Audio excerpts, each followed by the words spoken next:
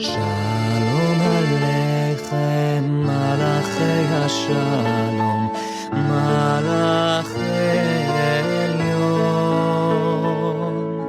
מי מלך מלכי המלכים, הקדוש ברוך הוא. Voilà, quelques mots pour dire ce que je dois à la pensée d'Annick de Souzenel, en pensant au sein même de la tradition juive, entre le dialogue, d'une part, entre la Kabbale et le chassidisme qui est né au XVIIIe siècle et qui a intériorisé le discours de la Kabbale, qui, au lieu de rester au niveau de la dimension cosmique de la Kabbale, de la dimension des émanations cosmiques qui expliquent la structure même du monde et des mondes, le chassidisme a intériorisé ce discours. Le chassidisme a saisi la dimension spirituelle, intérieure, anthropologique du discours mystique de la Kabbale. De la même façon, Annick a intériorisé le discours mystique de la Kabbale et a dégagé les lois de l'intériorité humaine, les lois qui régissent la dimension immanente de l'humain, ce qu'elle aime appeler ça l'anthropologie spirituelle. Et c'est très inspirant pour moi, qui vient du monde du dialogue entre la Kabbale et le chassidisme, et retrouver cette dimension chez Annick au niveau de l'immanence de l'humain, de l'immanence de la spiritualité intérieure à l'humain. Pour moi, c'est très inspirant. Je crois que c'est un point très important. J'espère être assez clair.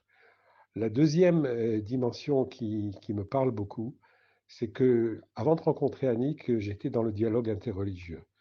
Et peu à peu, et je pense que c'est sous son influence, j'ai développé un dialogue entre les sagesses, les mystiques et les spiritualités, au-delà de la dogmatique religieuse et de la comparaison entre les religions et du dialogue entre, quelque part, l'extériorité des religions. Et le fait que Annick insiste énormément sur la dimension intérieure, spirituelle, mystique, de sagesse, cela m'a poussé, entre autres, à développer cette dimension-là, et ça, je pense que je le lui dois. Un troisième point, j'ai été très sensible à sa lecture des lettres hébraïques. Cette lecture existe bien entendu dans la tradition juive, mais Annick a une lecture très inspirante, et lorsque j'ai enseigné les lettres hébraïques, je me suis souvent inspiré d'Annick, et je lui dois vraiment un remerciement et une grande reconnaissance à ce niveau-là. Voilà, en deux mots, ce que m'inspire la pensée d'Annick. Je voudrais encore ajouter un point. Lorsque les premières années de mon enseignement à Angers, Annick était présente pendant mes cours, le dialogue avec elle était un dialogue très fécond, très, très inspirant, et je pense que le public a beaucoup apprécié. Et moi-même, j'ai beaucoup apprécié, j'ai beaucoup appris de ce dialogue, et à ce niveau-là aussi, je lui dois énormément de remerciements.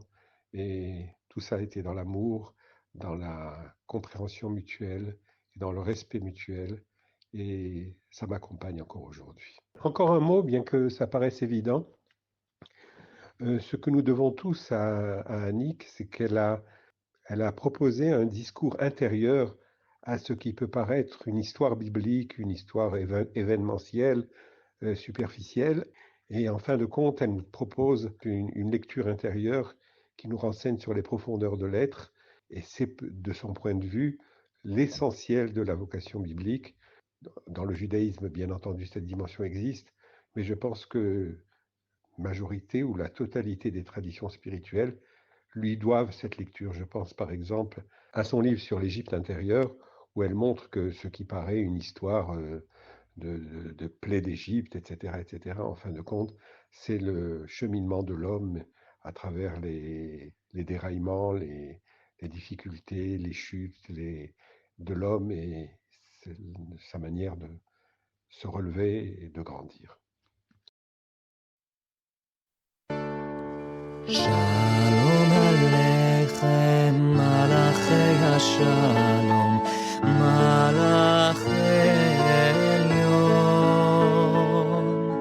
מי מלך מלכי המלכים,